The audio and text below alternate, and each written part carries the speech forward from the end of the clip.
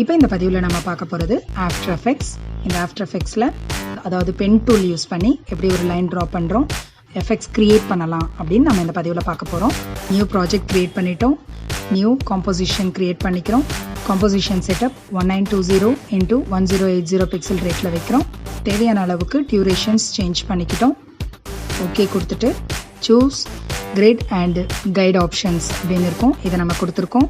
இதில் டைட்டில் ஒரு ஆக்ஷன் சேஃப்னு இருக்கும், அதை நம்ம எனேபிள் பண்ணிக்கிட்டோம். இப்போ பார்த்தீங்கன்னா இந்த மாதிரி ஆக்ஷன் சேஃப் ஏரியா தெரியுது நமக்கு. இப்போ இந்த இடத்துல பென் கொடுத்து ஒரு ட்ராக் பண்ணிக்கிறோம். ஸோ ஒரு ஸ்ட்ரெயிட் லைன் ட்ரா பண்ணிக்கிட்டோம். இப்போ இதில் ஃபில் ஆப்ஷன்ஸ் நன்னு இருக்கட்டும். அடுத்ததாக ஸ்ட்ரோக் ஆப்ஷன்ஸ் தேவையான அளவுக்கு பிக்சல் ரேட்ஸில் கொடுத்துக்கிறோம். இப்போ இங்கே லேயரில் ஷேப் லேயரில் இருக்கக்கூடியது ப்ராப்பர்ட்டிஸில் ஆட் அப்படின்னு கொடுக்குறோம். இதில் ரிப்பீட் அப்படின்னு இருக்கும். அப்படி கொடுத்ததும் 3 முறை அந்த லைன் நம்மளுக்கு டூப்ளிகேட் ஆகிறத பார்க்குறோம். இப்போ அடுத்தது இந்த ரிப்பீட்டர் 1ல் ட்ரான்ஸ்ஃபார்ம் ரிப்பீட்னு இருக்கும், அதை நம்ம எனேபிள் பண்ணியிருக்கோம். இப்போ இதில் தேவையான அளவுக்கு பொசிஷன் சேஞ்ச் பண்ணிக்கிறோம். ஸோ 0 பொசிஷன் ஃபிக்ஸ் பண்ணியிருக்கோம். ரொட்டேஷன் கவுண்ட் 45 டிகிரின்னு செலக்ட் பண்ணியிருக்கோம். அடுத்தது ஆங்கர் பாயிண்ட்டை நீங்கள் அட்ஜஸ்ட் பண்ணுறோம். அப்படி ஆங்கர் பாயிண்ட் அட்ஜஸ்ட் பண்ணும்போது நீங்கள் உங்களுக்கு அந்த லைனோட ஆங்கிள் மூவ் ஆகிறது தெரியும். அடுத்தது எத்தனை காப்பீஸ் வேணும்னு நம்ம இங்கே கொடுக்க போகிறோம். இப்போ இங்கே டோட்டல் நம்பர் ஆஃப் காப்பீஸ் 8 கொடுத்துருக்கோம். இப்போ இங்கே ஆங்கர் பாயிண்ட்டை நம்ம இன்க்ரீஸ் பண்ணும்போது சென்ட்ரல் லொக்கேஷனில் இன்க்ரீஸ் ஆகிறது நம்ம பார்க்க முடியும். இப்போது மறுபடியும் நம்ம ஆட் போகிறோம். அதில் ட்ரிம் பாத்ஸ், இந்த ட்ரிம் பாத் ஆட் பண்ணதும் இப்போ இங்கே பார்த்தீங்கன்னா ஸ்டார்ட் எண்ட் ஆஃப் செட் அப்படின்னு இருக்கும்.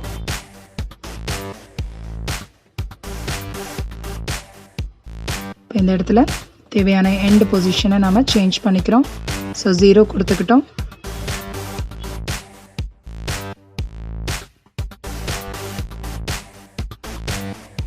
ஸ்டார்ட்டில் நம்ம இப்போ ஒரு கீ ஃப்ரேம் ஜென்ரேட் பண்ணிக்கிட்டோம்.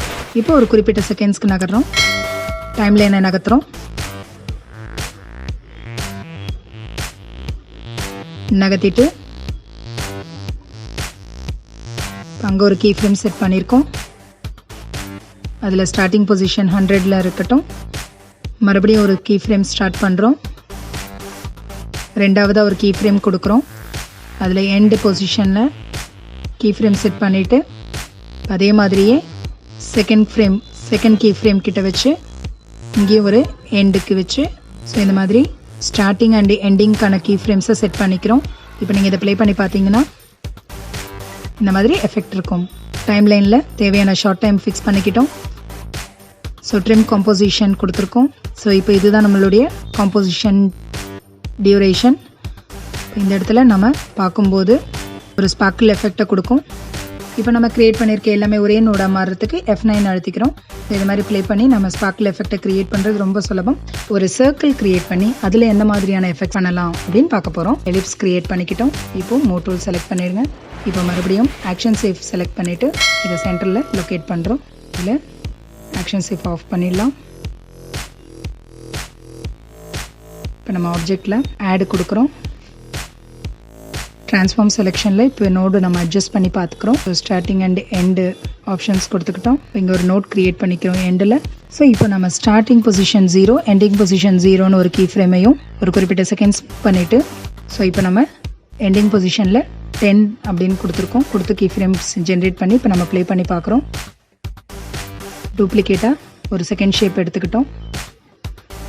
இப்போ மறுபடியும் அந்த ஷேப்பில் ஆஃப்செட் கவுண்ட்டை நம்ம அட்ஜஸ்ட் பண்ணுறோம். அதே மாதிரி இன்னொரு கண்ட்ரோல் D கொடுத்து அடுத்த ஷேப் க்ரியேட் பண்ணிக்கிறோம்.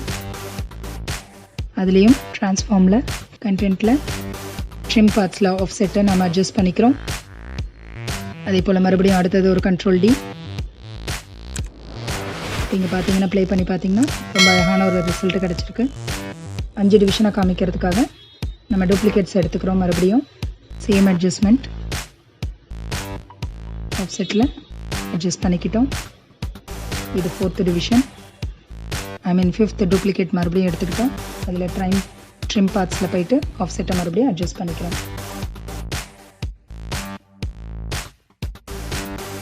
இப்போ இதை ப்ளே பண்ணும்போது ரொம்ப அழகாக நம்மளுக்கு ஆன்சர் காமிக்கும். தேவையான இடங்களில் அட்ஜஸ்ட்மெண்ட் செய்துக்கலாம். இப்போ எல்லாத்தையும் நம்ம செலக்ட் ஆல் பண்ணிக்கிட்டோம். இப்போ எல்லா கீ ஃப்ரேமும் செலக்ட் ஆயிடுச்சு. F9 ப்ரெஸ் பண்ணிக்கிறோம். இந்த பதிவு உங்களுக்கு உபயோகமாக இருக்கும்னு நாங்கள் கருதுகிறோம். தொடர்ச்சியை நம்ம அடுத்த பதிவில் பார்க்கலாம். நன்றி, வணக்கம்.